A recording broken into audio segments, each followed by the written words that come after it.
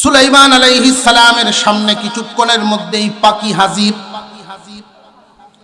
সালাম দিয়া সামনে দাঁড়ায়া এমন এক কথা বলা শুরু করলো, ওগো আল্লাহর পয়গম্বর, এমন একটা খবর নিয়ে আপনার দরবারে হাজির হলাম যেই বিষয় আপনি জানেন না। একটা পাখি বুঝতে পারে যে সব বিষয় তো নবী জানবেন না, আল্লাহ যা জানান নবী তা জানেন, আল্লাহ যা জানান না কেহই তা জানে না। কিছুক্ষণ আগে বলছিলাম সুলাইমান আলাইহিস সালাম তামাম দুনিয়ার বাদশা ছিলেন। যেই খবরটা নিয়ে আসছে পাখিটা, এটা কিসের খবর ছিল? ও আল্লাহর নবী, এমন একটা দেশ দেখে আসলাম যেই দেশের ব্যাপারে আপনি জানেন না। দেশটার নাম সাবা নামক দেশ।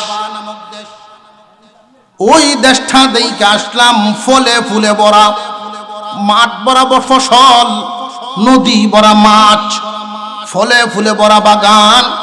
আল্লাহ এত নিয়ামত তাদেরকে দান করিয়াছে, রিজিকের কোনো অভাব নাই, সৌন্দর্যতার কোনো অভাব নাই, একদম নিয়ামতে ভরপুর সেই দেশটা। দেশটার নাম হলো সাবা নামক দেশ। ওই দেশের ভিতরে আল্লাহ পাক এত নিয়ামত ঢেলে দিয়েছেন কল্পনাও করতে পারবেন না। ইতিহাসবিদগণ যারা আছেন সাবা নামক দেশের ইতিহাস সম্পর্কে বলেন, আল্লাহ এত নিয়ামত এদেরকে দান করেছিলেন, কোন একটা বাগানের মালিক যদি কোন একটা বাগানের ভিতরে ঢুকতো, ইচ্ছা করিয়া ফল পারণ লাগতো না, টুকরি মাথায় নিয়ে বাগানের ভিতরে ডুইকা গেলে আপনি আপনি পর্নেওয়ালা ফলে টুকরি বুড়িয়া যাইত। এত বেশি পরিমাণ ফল ফুল মহান আল্লাহ এই দেশবাসীকে দান করিয়াছেন। মহান আল্লাহ পাক রব্বুল আলামিন এই দেশটা দান করিয়াছেন, এই সাবা নামক দেশ। ওই দেশের মধ্যে আমি একটা জিনিস দেখতে পাইলাম, কি জানেন নিগো নবী? ইন্নী ওয়াজাদতুম রাআতান তামলিকুহুম ওয়া উতিয়াত মিন কুল্লি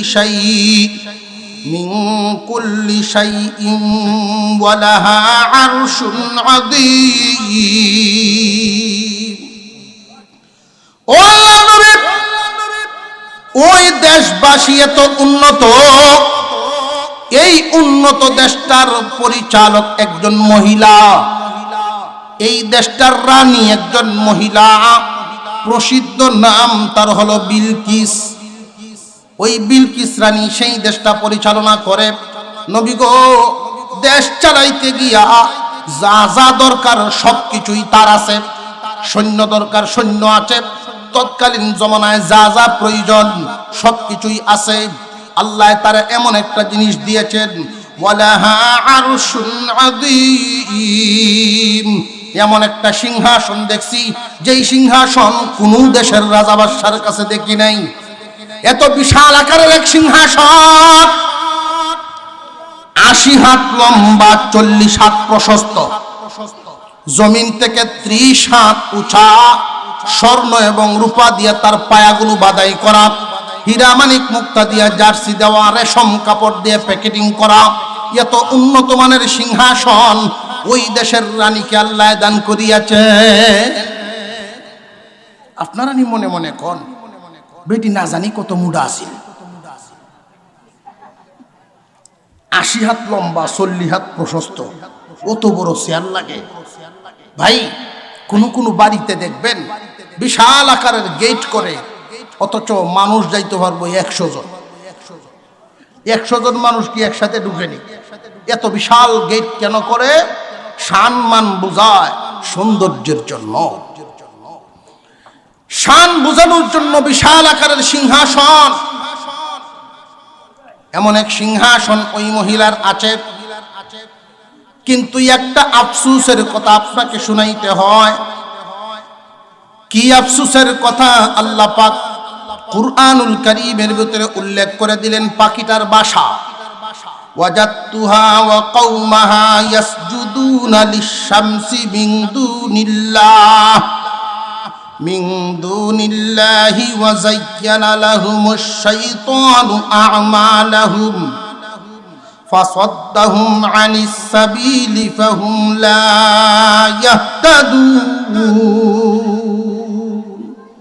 ওগো আল্লাহর নবী, এই দেশবাসীকে আল্লাহ সবকিছুই দান করেছেন, এদের সবকিছুই আছে, কিন্তু একটা জিনিস নাই, ওরা আল্লাহ চিনে না। আল্লাহর পরিবর্তে ওরা সূর্যের পূজা করে। সূর্য যখন পূর্ব দিকে উদয় হয় তখন সূর্যকে একবার পূজা দেয়। সূর্য যখন মাথা বরাবর উপরে আইসা যায় আবার তারা সূর্যের পূজা দেয়। সূর্য যখন ডুবিয়া যাবে ওই সময়ও একবার সূর্যের পূজা দেয়। এই জন্যই ইসলামী শরীয়তে নিষেধ করা আছে এই টাইমে নামাজ পড়া, সেজদা দেওয়া, কারণ এই টাইমে সেজদা দিলে পরে ওই সূর্য পূজারীদের সাথে ওয়াক্তের যাতে সামঞ্জস্য হইয়া না যায়, ওই জন্য তারা সেজদা দিত এই টাইমগুলোতে, আমাদের জন্য নিষেধ করা হয়েছে। সুলাইমান আলাইহিস সালাম শুনলেন। আরেকটা আয়াত আছে, যে আয়াতের মফহুমটা আপনাদেরকে বলে দিয়ে আয়াত তিলাওয়াত করলাম না, সেজদার আয়াত। পাখিটাই বলে, আমি আশ্চর্য হইলাম ওরা সূর্যের পূজা কেন করে। হুদহুদ পাকিয়ে বলে, সবকিছু তো দেওয়ার মালিক, সন্দেহ নেই তো? জবান খুলে বলেন, সবকিছু দেওয়ার মালিক কে? আল্লাহ যেহেতু সব দেন, ওরা সূর্যের পূজা কেন করে? শয়তান এদেরকে এমন ভাবে বুঝ দিছে, এমন বুঝানি বুঝাইছে যে সূর্য হইল সবকিছুর ক্ষমতার ঊর্ধ্বে, সূর্যের ক্ষমতা। দুনিয়াতে যা কিছু আছে সবকিছু সূর্যের থেকে সাহায্য নেয়। চাঁদ আলোকিত হতে পারবে না সূর্যের আলো ছাড়া। সবাই সূর্যের কাছ থেকে সাহায্য নেয়, এই জন্য সূর্যের পূজা। সূর্যের পূজাটাই আসল পূজা, এটা মনে করে। কথা বুঝে আসতেছে আপনাদের? কিন্তু এই সূর্য আল্লাহর হুকুম ছাড়া চলতে পারবে? আর জোরে কর। পাখিটাই বলতেছে, ও গো আল্লাহর নবী সুলাইমান, আশ্চর্য হলাম, আল্লাহর হুকুম ছাড়া তো কোনো একটা গাছের পাতাও গজাবে না, আল্লাহর হুকুম ছাড়া কোনো ফল ফুল হবে না, ওরা সূর্যের পূজা কেন করে? সূর্যও তো আল্লাহর গোলামি করে। সুলাইমান আলাইহিস সালাম শুনলেন, তার কথাগুলো শুনেই তিনি বলতেছেন, আমি এখনই তোমাকে পরীক্ষা করে ফেলবো। ক্বালা সানানজুরু আসাদাকতা আম কুনতা মিনাল কাযিবিন। এখনই আমি পরীক্ষা করব তুমি কি নিজেকে বাছাইবার জন্য এই ঘটনা শোনাইছ, আর নাকি সত্যি এমন দেখে আসছো। তোমাকে পরীক্ষা করব। কি পরীক্ষা, কেমনে করবেন? সুলাইমান আলাইহিস সালাম একটা চিঠি লিখলেন, দাওয়াতনামা। ওরা যেহেতু সূর্যের পূজা করে, তাওহীদের দাওয়াত এদেরকে দিতে হবে। উনি আল্লাহর নবী, উনি তো শুধু বাদশা নন, আল্লাহর নবীও। উনি শুধু বাদশা না, আল্লাহর নবীও। আল্লাহর নবীও, বাদশাও আল্লাহর নবীও। তাওহীদের দাওয়াত দিয়া চিঠি একখান লিখলেন। সুলাইমান আলাইহিস সালাম হুদহুদ পাখিকে বলে দিলেন, নাও এই চিঠিটা রানী বিলকিসের কাছে নিয়ে পৌঁছায় দাও। তবে এই চিঠি যখন রানী বিলকিসকে দিবা, আদবের সাথে দিবা, বেয়াদবি করবা না। চিঠিটা দিয়া দূরে সরে যাইবা, অহংকার ভরে তার সামনে দাঁড়ায় থেকো না। দূরে সরে দেখবা তারা চিঠির প্রতিক্রিয়া কি জানায়। সুলাইমান আলাইহিস সালাম এই কথা কেন বললেন যে অহংকার ভরে তার সামনে দাঁড়ায় থাকবা না? কারণ যদিও সূর্য পূজারী, দুনিয়াদার, সে যে একটা রাষ্ট্রের প্রধান, এবং তার সামনে গিয়ে এমন কোনো বাপ দেখায়ও না, অহংকার ভরে বাপ দেখায়ও না। সুলাইমান নবী এটা বলে দিচ্ছেন এই কারণে যে হুদহুদ পাখি যেন এটা মনে না করে আমি সুলাইমান নবীর দরবার থেকে আইছি। এই ভাবটা যেন পাখির কাছে না থাকে। কারণ দেখবেন অনেক মানুষ এমন আছে নিজে চেয়ারম্যান না, চলে চেয়ারম্যানের সাথে, চেয়ারম্যানের সাথে চলার কারণে 3 চেয়ারম্যানের ভাবার তার শুনল। এমন আছে না? কেউ সাথে কথাবার্তা যখন কবে কয় আমার চিনস, আমি কাল্লু কেটে জানস, আগুন লাগাই এলাম। সুলাইমান আলাইহিস সালাম এই কথা বলে দিলেন, উপদেশ দিলেন, সাবধান, তার সামনে আমার পাওয়ার তোমার মাধ্যমে প্রয়োগ করতে যাইবা না, তার সামনে আদব দেখায়া দূরে দাঁড়াইবা। পাখিটায় চিঠি নিয়ে চলে গেল। এমন এক টাইমে গিয়ে পৌঁছলো রানী বিলকিস তার পরিষদ নিয়ে সূর্যের পূজা দেওয়ার জন্য প্রস্তুতি গ্রহণ করছে। ঠিক এই মুহূর্তে চিঠিটা নিয়ে সুলাইমান নবীর পক্ষ থেকে পাখিটা গিয়ে হাজির হয়ে গেছে। যেই মাত্র এই চিঠি দেখছে, রানী বিলকিস চিঠিটা দেইকা যেই কথাটা বলছিল, আল্লাহর কাছে কথাটা বড় ভালো লেগে গেছে, পছন্দ হয়ে গেছে। রানী বিলকিসের এই কথার কারণে রানী বিলকিস চিঠিটা লইয়া চিঠির একটা সম্মান দিছে। চিঠিটাকে সম্মান দেওয়ার কারণে, কারণ কার চিঠি? সুলাইমানের পক্ষ থেকে চিঠি। এই চিঠিকে সম্মান দেওয়ার কারণে রানী বিলকিসকে আল্লাহ একটা পুরস্কার দিলেন, আর সেই পুরস্কারটা হলো ঈমান নামক দৌলত। আল্লাহ পাক রব্বুল আলামিন বলেন, قالت يا أيها الملأ إني ألقي إلي كتاب كريم إنه من سليمان وإنه بسم الله الرحمن الرحيم ألا تعلوا علي وأتوني মুসলিমিন। সুলাইমান আলাইহিস সালাম চিঠিতে যে লিখলেন, চিঠি লিখার পদ্ধতি আছে, ইসলামী তরিকা আছে, আমেরিকান তরিকা আছে, লন্ডনী তরিকা আছে। ব্রিটিশ তরিকা এক ধরনের, আমেরিকান তরিকা এক ধরনের, ইসলামী তরিকা এক ধরনের দরখাস্ত লেখার। আমাদের দেশে বর্তমানে যেই দরখাস্তের সিস্টেমটা চলছে, বরাবর অমুক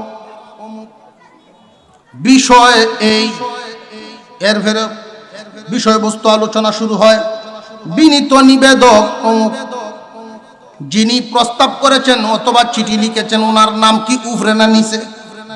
নিচে। যার কাছে পাঠাইছেন তার নাম তাকে উপরে, যিনি পাঠাইছেন, যিনি দরখাস্ত করছেন তার নাম তাকে নিচে। এটা ইসলামী তরিকা না। আমাদের দেশে যেই দরখাস্তগুলো চলে ওইটা ওই ব্রিটিশদের দেওয়া। ইসলামী তরিকা হলো এটা।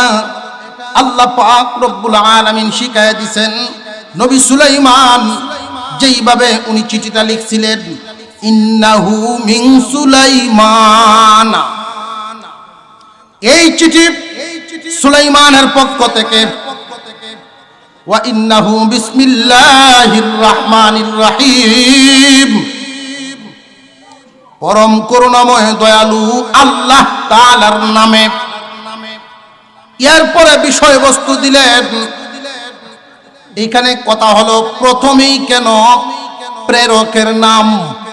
প্রেরকের নাম প্রথম থাকার কারণ হলো চিঠিটা হাতে নিয়ে, দরখাস্ত হাতে নিয়ে যখন পড়া শুরু করে, প্রথমেই যখন প্রেরকের নামটা পড়বে, এই প্রেরকের অবস্থান তার মগজে আসবে। মেম্বারের পক্ষ থেকে যদি চিঠিটা আসে তাহলে মেম্বারের ইজ্জত তার মাথাত আছে না নাই? চেয়ারম্যানের পক্ষ থেকে থাকলে তার ব্যাপারেও আছে, এলাকার বড় একজন আলেমের দেওয়া চিঠি যদি তাকে তার ব্যাপারেও আছে। এই জন্য প্রথমেই প্রেরকের নাম, ওই নামটা শুই না, নামটা দেইকাই যেন সেই অনুযায়ী ওজন দিয়া মূল্যায়ন করে চিঠি পড়া হয়।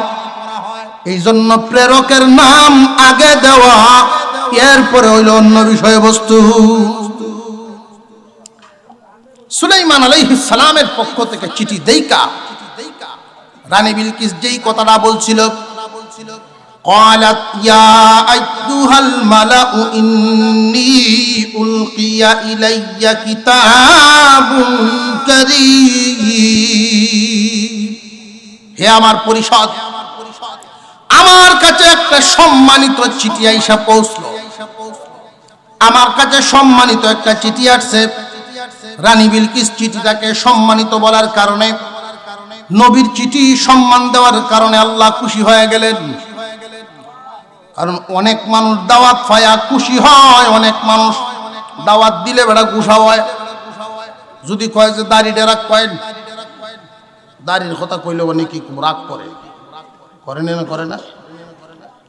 আমার দাড়ি না, আপনার কি হয়েছে? আমি নামাজ পড়ি না, আপনার কি হয়েছে? কেউ যদি কাউকে দাওয়াত দেয় যে ভাই নামাজটা পড়েন, ওই সময় নমনীয়তার সাথে তার সাথে সুন্দর আচরণ করবেন, লোকটাকে খুশি করে দিবেন, আল্লাহ পাক আপনাকে হেদায়েত দিবেন। দাওয়াতকারীকে যদি আপনি উল্টা আচরণ করে তার সাথে খারাপ আচরণ করে দেন, হেদায়েত নসিব হবে না। কথাটা মনে রাখবেন। গুরুত্বপূর্ণ একটা সূক্ষ্ম কথা। সুলাইমান আলাইহিস সালাম এই চিঠিটা পাঠাইছেন, উনি ছিলেন নবী। নবীর দেওয়া চিঠিকে সম্মান দেওয়ার কারণে আল্লাহ রানী বিলকিসকে ঈমান নামক হাদিয়া দিলেন। কিয়ামত পর্যন্ত নাইবে নবী যারা হবে ওয়ারাসাতুল আম্বিয়া, এদেরকে যারা সম্মান দিবে আল্লাহ এদেরকেও ঈমানের সাথে মওত দিবেন। এদের সাথে যারা বিরোধিতা করে, অসম্মান পোষণ করে, মনে ঘৃণা পোষণ করে, আল্লাহ এদেরকে ঈমান নামক দৌলত থেকে দূরে সরায়া দেন। রানী বিলকিস সূর্য পূজারী মানুষ। কি পূজা করে? সূর্যের পূজা করে। অথচ নবী সুলাইমানের চিঠিটাকে সম্মান দেওয়ার কারণে আল্লাহ তাকে ঈমান নামক দৌলত দিলেন। কিয়ামত পর্যন্ত যারা নবীগণের ওয়ারিস যারা হবে, ওয়ারাসাতুল আম্বিয়া, তাদেরকে ভালোবাসবে, সম্মান প্রদর্শন করবে, আল্লাহ এদেরকে পুরস্কার দিবেন ঈমানের সাথে মওত। এই কথাটা, সবকটা মনে রাখবেন। পারবেন তো ইনশাআল্লাহ? সুলাইমান আলাইহিস সালামের চিঠিটা পড়লেন রানী বিলকিস। পড়ে বুঝতে পারছেন আমাকে চিঠি দিবেন যিনি, উনি আল্লাহর দ্বীনের তাওহীদের দাওয়াত দিয়েছেন। সূর্য পূজা বাদ দিয়া এক আল্লাহর ইবাদত করতাম, নবী সুলাইমানের তরিকা গ্রহণ করতাম। রানী বিলকিস তার পরিষদের কাছে পরামর্শ চাইতেছে যে তোমরা তো এখানে সবাই আসো, আমার একটা পরামর্শ দাও, এই মুহূর্তে আমি কি করতে পারি? তার দাওয়াত গ্রহণ করে ফেলবো নাকি তার সাথে যুদ্ধ ঘোষণা করব? তোমরা আমারে পরামর্শ দাও। পরিষদ ছিল রানী বিলকিসের, সেইখানে কয়েকজন মেজর হাজির ছিলেন, সেনাবাহিনীর লোক। তারা বলতেছিল যে আপনি তো আমাদের ক্ষমতা সম্পর্কে যথেষ্ট জানেন। তাফসীরুল কোরআনের মধ্যে উল্লেখ করা, তাফসীরের কিতাবে মুফাসসিরিনে কেরাম বলেন রানী বিলকিসের যেই সৈনিক ছিল যারা, এরা এতটা প্রশিক্ষণ প্রাপ্ত ছিল, এত ক্ষমতাবান ছিল, অন্য যে কোনো দেশের 1000 সৈনিকের মোকাবেলা এক একজনই করতে পারে। তাহলে কেমন টিম রে তার? শক্তি কি তার কম? মেজররা বলতেছে আপনি তো আমাদের ক্ষমতা সম্পর্কে জানেন, আপনি তো আমাদের শক্তি সম্পর্কে জানেন, সিদ্ধান্ত আপনি নিয়ে নেন। আপনি যেই সিদ্ধান্ত নিবেন আমরা এতেই রাজি আছি। রানী বিলকিস বলেন সিদ্ধান্ত নিব একটু পরে, কারণ যিনি চিঠি পাঠাইছেন উনি যদি সত্যিই আল্লাহর নবী হইয়া থাকেন, তাহলে তোমাদের এই শক্তি সামন্ত এইটাই কাম হইতো না। কারণ আল্লাহর নবী যদি উনি হয়ে থাকেন, দুনিয়ার কোন ক্ষমতায় ওনার সাথে মোকাবেলা করা সম্ভব হবে না। আর যদি উনি সত্য নবী না হইয়া, আমার দেশ যে এত নিয়ামতপূর্ণ সুন্দর দেশ, এই দেশের লোভে যদি উনি আমার দিকে দাওয়াত দিয়ে থাকেন, তাহলে তার সাথে বোঝাপড়া আছে। এই বেডি কি কম বুঝিয়া? আরো জোরে কর। বাবা রে বাবা, অনেক মহিলারা বুদ্ধি মাঝে মাঝে কাটাইতে পারে।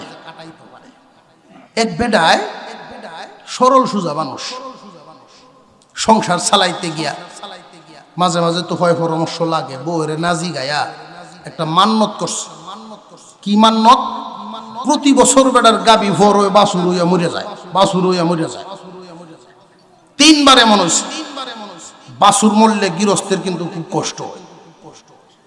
4র্থবার যখন বাছুরটা হয়েছে, মান্নত করছে, আল্লাহ এবারের বাছুর যদি তাকে এটা ফাইলে বড় করবো, আর এই গরু বেচ্চা তোমার গরু মসজিদে দিলাইব, আল্লাহর গরু দিলাইব।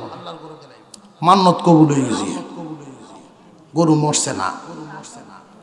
1 বছর 2 বছর কাটি গেছে, 3 বছরের সময় এটা এমন এক সার হয়েছে, 5 বছরের সমান্য হার, বিশাল বড়। এখন তো বেটার আফসোস লাগে রে, মানছিলাম অর্ধেকটা মানতাম, আফসোস লাগে সবটা মান্য বেরিয়েছে, অর্ধেকটা মানতাম। চিন্তা করে শুধু বউ জিগায় কি ব্যাপার, তুমি মন মরা তাহ কইস না, তোরে না জিগায়া একটা মান্নত করে ইসলাম। এখন তো আফসোস লাগে, ও কিতা এই গরু বেচে টেহা যাওয়ায় মসজিদুল আলাইম যদি বাসে, তখন তো মায়া লাগে। ওই ও এই কথা, আচ্ছা যাও আমি ফাওয়াইয়া দেব, আমি ফাওয়াইয়া দিব মনে, তুমি গরু ফালতে তাও বেচার সময় হোক, যেই দিন বাজারও নেও এই দিন বুদ্ধি দিব নেবাও করি। এখন চিন্তা করে বুদ্ধিরে কিতা দিব, কেমনে আমারে ফাওয়াইব, এই চিন্তা করে। তবে ফাওয়াই তো যে পারবো এই বিশ্বাসটা তার আছে, কারণ এইলারে লয়ে সংসার করতেছে, এলা যে কি চিজ এটা তো সে জানে। যেই দিন গরু বাজার নেওয়ার কথা, গরু লইয়া রওনা দিছে, সাথে একটা ব্যাগ দিছে বউ, কই ব্যাগের ভিতরে একটা বিলাইয়ের বাচ্চা আছে। কইটা কি করতাম, কইটাও বেচবা। যে গরু নিতে আইব তারে কইবা শুধু গরু বিহি হইতো না, এই গরুর দুধ হইল বিলাই, গরুর দুস্তের সাথে নেওয়ান লাগবে। এহকটার এহক দাম শিখাই দিছে বউ। বাজারও নিছে, গাবতলির তো বড় বড় ব্যাপারীরা ট্রাক লই আইয়ে না গরুর বাজার, বড় গরু দেখে জিজ্ঞেসে দাম কত, কয় 5,000। কই না কি কয়, এত বড় গরু 5,000? ও বুঝছিল দুস আছে, এই যে দুস্তু, দুস্তের দাম সহজ গেল। দুস্তের দাম কত, কয় 45,000। দুইটা মিললে 50। ও আচ্ছা আচ্ছা, কথা হলো গরুর দাম চাও মেয়া 45, বিলা এনে ফাঁস। কয় না আমি যেমনি কইছি এমনি বুঝে হইলে নেও, নইলে যাও গে। ব্যাপারে চিন্তা করলো গরু তো আমার নেওয়া, গরু তুলবো টাকা, বিলাই তুলতাম না, অসুবিধা নেই। 2টা মিললে 50 কিনে নিছি গিয়া। আর এই বেড়ায় গরু বেচছে আইসে বাড়ি, বউ কইছে যে গরু কত বেচছ, যে গরু তো বেচছি 5,000। কইটা আত রাখো, আর বিলাই 45, হইটা ফয়েড তো গরু বেচার 5,000 টাকা মসজিদে গেল না।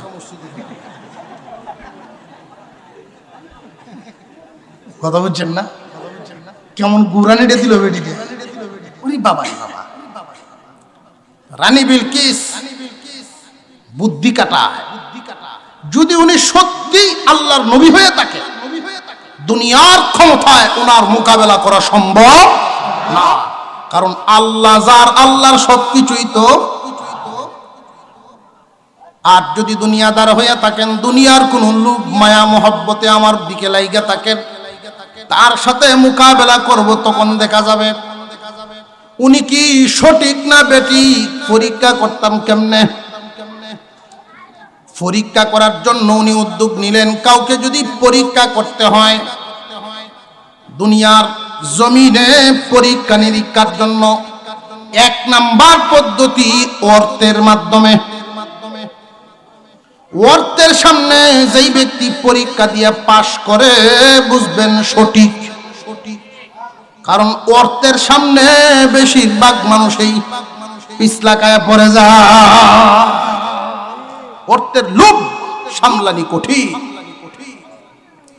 রানী বিলকিস কিছু স্বর্ণের সরঞ্জামাদি, স্বর্ণের একটা লাঠি, স্বর্ণের একটা বাটি, স্বর্ণের প্লেট, স্বর্ণের কয়েকটা ইট দিছে যে একটা চেয়ার বানায়া দিয়াইবা।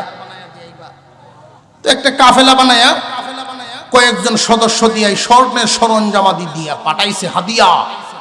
যাও, বাদশাহ যদি এই হাদিয়া পায়া খুশি হইয়া যায় তাহলে বোঝা যাইব আমার দেশের লোভ তার দিলের ভিতরে গেছে।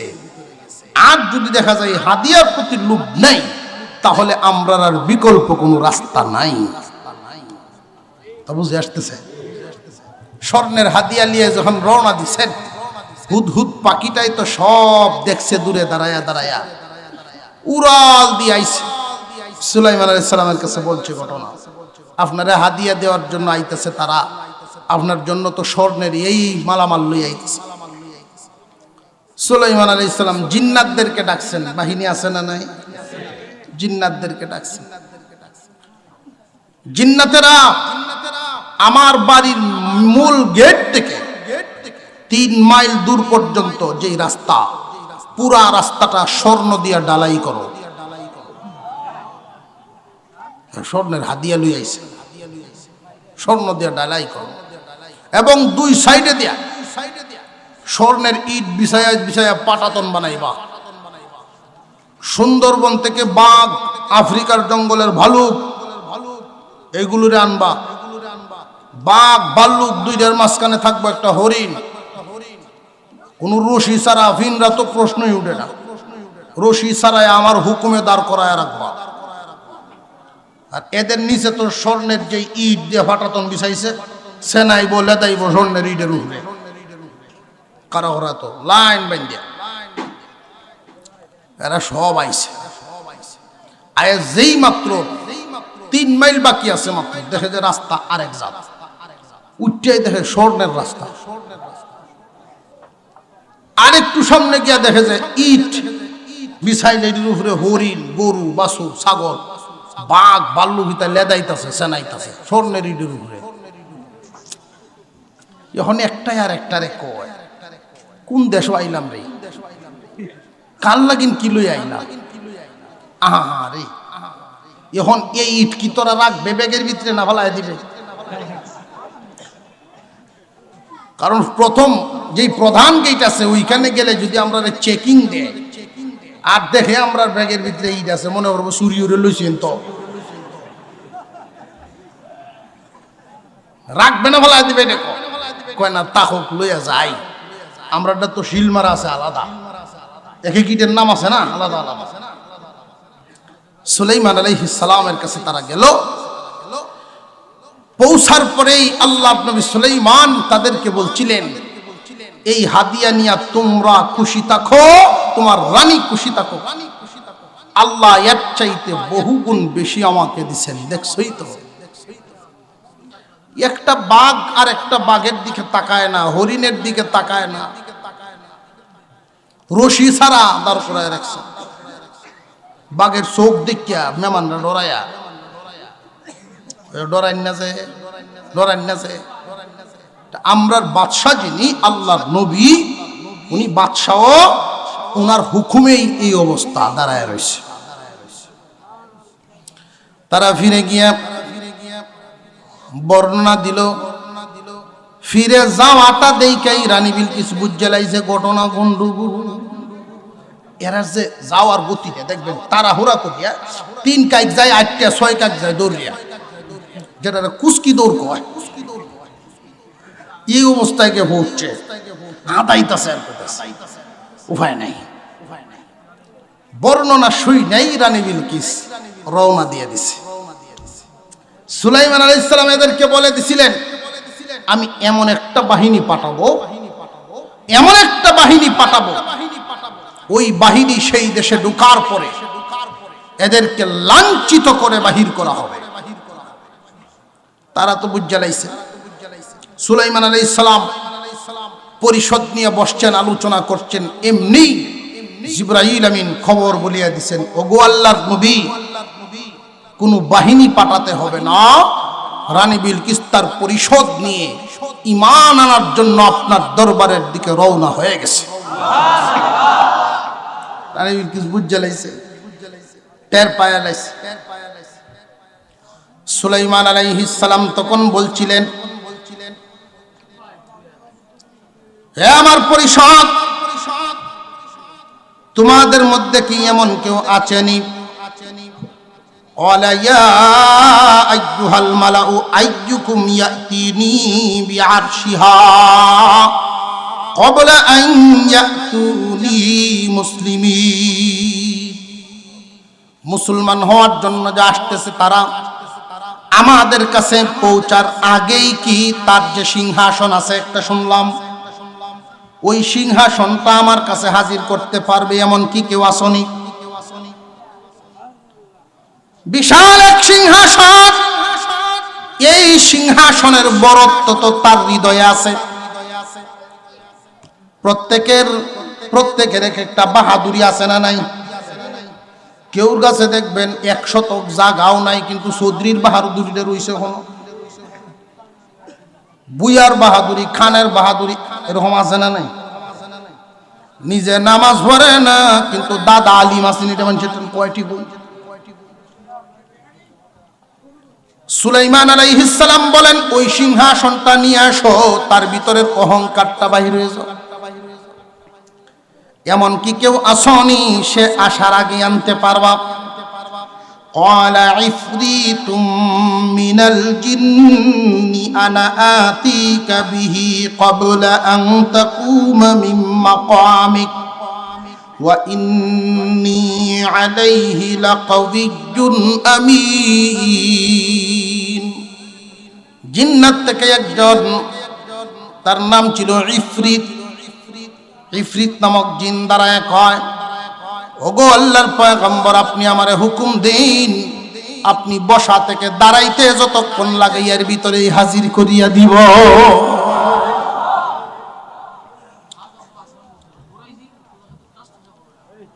সুলাইমান আলাইহিস সালাম মানুষগুলোর দিকে তাকাইলেন, মানুষগুলোর দিকে। এই দুনিয়ার জমিনে কিছু কিছু বিষয় আছে আদত, আর কিছু হইল কুদরত।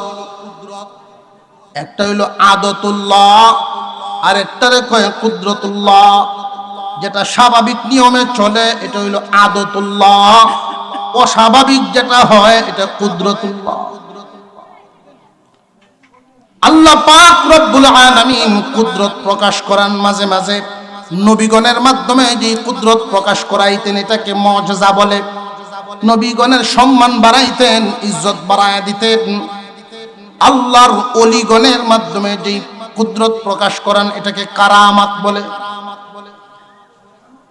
সুলাইমান আলাইহিস সালাম অবশ্যই বুঝতে পারছেন, স্বাভাবিক গতিতে যদি ওই চেয়ারটা সাবা নামক দেশ থেকে সিরিয়ায় আনতে হয় তাহলে কি সময়ের দরকার আছে না নাই? কিন্তু এই মুহূর্তে এত অল্প সময়ের ভিতরে হাজির করা এটা তো স্বাভাবিক নয়, এটা আদতুল্লাহ নয়, এটা হইল কুদরতুল্লাহ।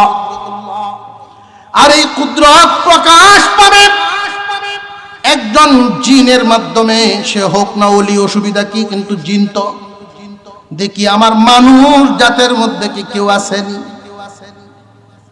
সুলাইমান আলাইহিস সালাম তাকাইলেন মানুষগুলোর দিকে।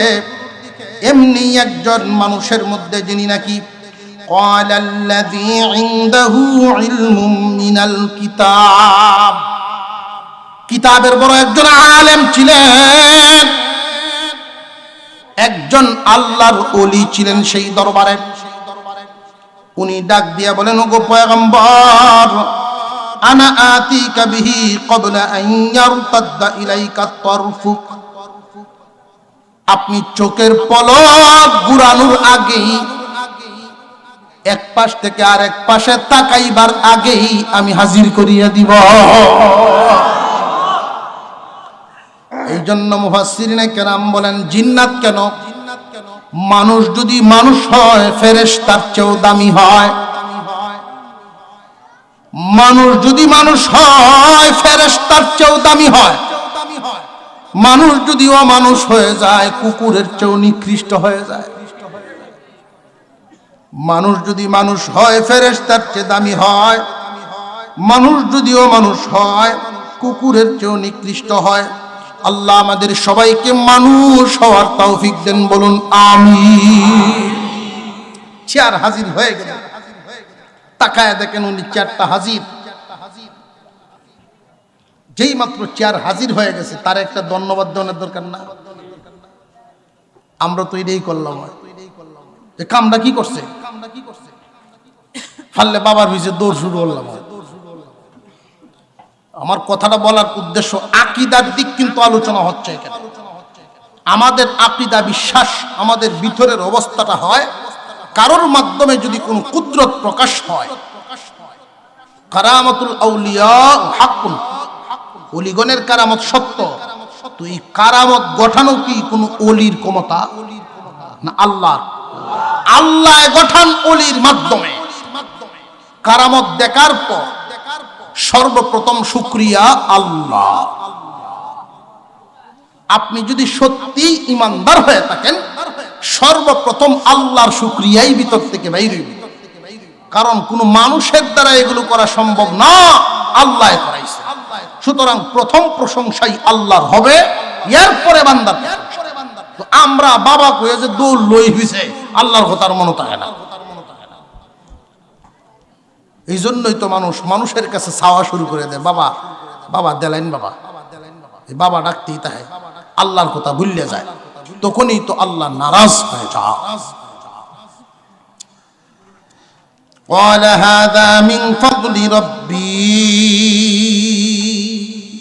সুলাইমান আলাইহিস সালাম বলেন, আমার রবের ফজল করম, আমার রবের দয়া। এই চেয়ার এইখানে হাজির করাটা এটা আমার আল্লাহর দয়া। আল্লাহর দয়া ছাড়া কোনো মানুষের দ্বারা এটা সম্ভব না। লিয়াবলুয়ানি আশকুরু আম আকফুর, লিয়াবলুয়ানি আশকুরু আম আকফুর। আল্লাহ আমাকে পরীক্ষা করেন, আমি কি আল্লাহর শুকরগুজার বান্দা হই নাকি অস্বীকারী হই। আল্লাহ এত নিয়ামত আমাকে দিচ্ছে, আল্লাহ নিয়ামত দিয়া পরীক্ষা করেন বান্দা কি আল্লাহর শুকরগুজার হয় নাকি অস্বীকারী হয়, নাফরমান হইয়া যায় নাকি আল্লাহর শুকরগুজার হয়। লক্ষ্য করে দেখবেন, সাধারণ মানুষকেও আল্লাহ মাঝে মাঝে পরীক্ষা করেন। গরিবরা ধনী বানান পরীক্ষা করার জন্য। ধন পায়া মানুষ অনেক সময় নাফরমানিতে লিপ্ত হয়। সম্পদ হওয়ার পরে বেশিরভাগ মানুষ এই গুনার কাজে লিপ্ত হয়ে যায়। টাকা পাওয়ার পরে মানুষ দিশেহারা হয়ে যায়। সুলাইমান আলাইহিস সালাম বলেন, আল্লাহ আমাকে এই সমস্ত নিয়ামত দিয়া পরীক্ষা করেন, আমি কি শুকরগুজার হই নাকি নাফরমান হয়ে যাই। ওয়ামান শাকারা ফাইন্নামা ইয়াশকুরু লিনাফসি। ও দুনিয়ার মানুষ, যে ব্যক্তি শুকরগুজার বান্দা হয়, কেউ যদি আল্লাহর শুকরিয়া আদায় করে, সে যেন তার নিজেরই উপকার করলো। কেউ যদি আল্লাহর শুকরিয়া আদায় করে, বান্দা নিজের উপকার করলো। কারণ শুকরিয়া আদায় করলে নিয়ামত বাড়ায়া দেন কে? শুকরিয়া আদায় যদি তুমি করো তোমারই লাভ, শুকরিয়া আদায় যদি না করো আল্লাহর কোনো ক্ষতি নাই, তোমার নিজের ক্ষতি। আল্লাহর কোনো ক্ষতি নাই। কারণ ওয়ামান কাফারা ফাইন্না রাব্বি, ওয়ামান কাফারা ফাইন্না রাব্বি, যে ব্যক্তি শুকরিয়া আদায় করবে না, শুকরিয়া আদায় যারা করবে না, জানিয়া রাখো আল্লাহু গনিয়্যুম কারীম। গনিয়্যুম কারীম, আল্লাহ হলেন ধনীয় সম্মানীয়। আল্লাহ পাক রব্বুল আলামিন প্রশংসায় নিজেই প্রশংসিত, নিজেই প্রশংসিত, নিজেই ধনী। তুমি প্রশংসা করলে আল্লাহ খুশি এমন না, তুমি ইজ্জত দিলে আল্লাহ ইজ্জতলা এমন নয়। আল্লাহ নিজেই প্রশংসিত। সুতরাং তুমি যদি আল্লাহর প্রশংসা করো, শুকরিয়া আদায় করো, তোমার নিজের লাভ, আল্লাহর কোনো লাভ ক্ষতি না। সুলাইমান আলাইহিস সালাম এবার বলতেছেন, একটা কাজ করো, চেয়ার যেহেতু হাজির হয়েই গেছে, ওই চেয়ারটাকে একটু রং সুরত বদলায় দাও। রানী বিলকিস আসুক, আর আমি দেখি সে কি তার চেয়ারটা চিনতে পারে কিনা, সে কতটুকুন জ্ঞান রাখে তার মাথায়, এটা একটু পরীক্ষা করি। সে কি দিশাওয়ালা নারী নাকি বেদিশা নারী, এটা একটু বুঝতাম। চেয়ারের রং সুরত পাল্টায় গেছে। রানী বিলকিস হাজিরও হয়ে গেছে।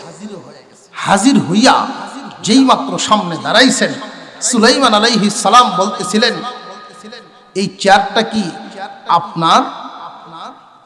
এই চেয়ার কি আপনার?